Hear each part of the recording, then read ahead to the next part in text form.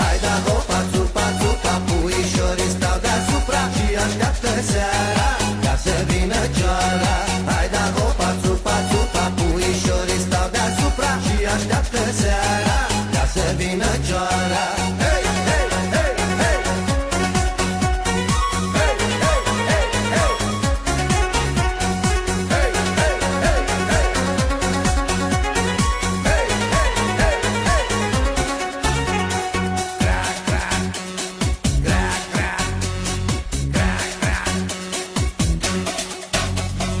Mama noastră era neagră, fiindcă era cioară. Tata era duguștuc,